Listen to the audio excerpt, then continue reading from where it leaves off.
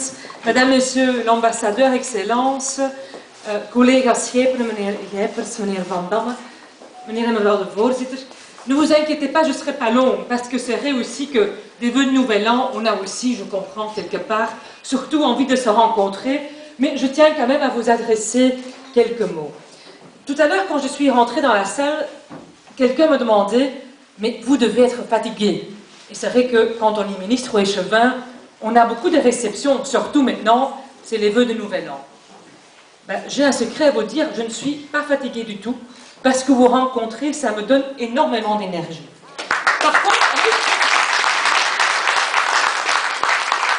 Par contre, ce que je voulais vous dire, et c'est plus important, c'est que dans tous les vœux, toutes les réceptions que je fréquente, il y a un fil rouge. Et le fil rouge, c'est que les gens, ils ont vraiment envie, ils sont contents de pouvoir entamer une nouvelle année. Parce que meneer de voorzitter, u heeft ernaar verwezen, vous avez fait référence que 2016 a été extrêmement difficile, surtout à Bruxelles. C'est vrai. Non, vous ne devez pas spécialement parce qu'on a été fortement touchés. Mais je pense que ce qui est important, c'est que les Bruxellois, ils ont gardé une dignité. Les Belges en général. Et très vite, on a dressé les épaules et on a compris qu'on devait avancer ensemble.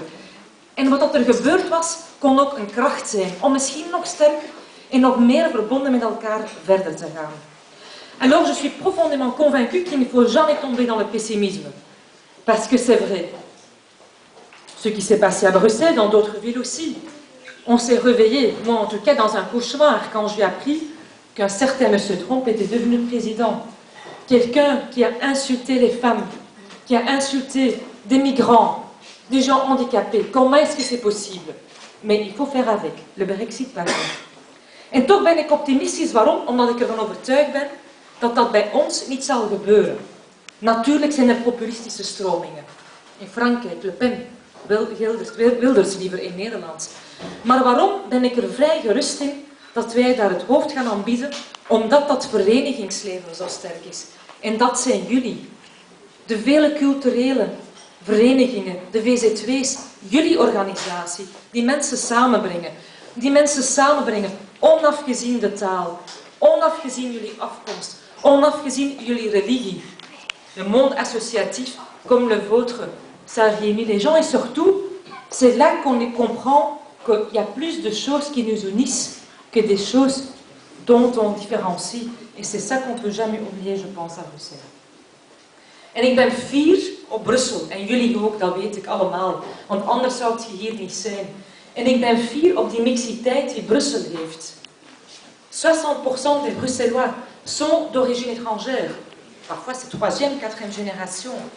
Mais quand même, j'ai encore eu le chiffre hier. 50% des entrepreneurs bruxellois sont aussi issus de la mixité. Dat betekent dat die verschillen een rijkdom bieden. En ik vind dat niet zelf uit. Ik las vorige week een studie van Harvard. Toch een van de meest gereputeerde universiteiten. En die hebben aangetoond in onderzoek dat raden van bestuur in grote bedrijven, grote multinationals, als die divers zijn samengesteld, dan zijn ze veel productiever, creatiever en productiever. En dat moet ons sterken om erin te blijven geloven dat die diversiteit loopt niet altijd gemakkelijk. En de problemen die er zijn, moeten we durven te benoemen. Het is niet altijd makkelijk. En soms moeten we misschien iets strikter zijn. Maar dat samenleven en dat die culturele diversiteit, dat vooral een troef is. En daarom wil ik jullie van harte danken, vous remercier, parce que vous réunissez les gens, c'est déjà important, mais vous formez aussi les gens, vous donnez un cadre aux gens, aux jeunes aussi, qui ont besoin aussi de trouver des exemples et des modèles rôles. En dat is waar het om gaat, jongeren terug een toekomst geven. En de mensen die misschien af en toe eens met de handen in het haar zitten en die misschien soms eens denken, hoe gaat Brussel evolueren? En gaat mijn kind nog wel een goede toekomst hebben? Dat zal zo zijn en dat zal mede dankzij jullie zijn. Dank u wel.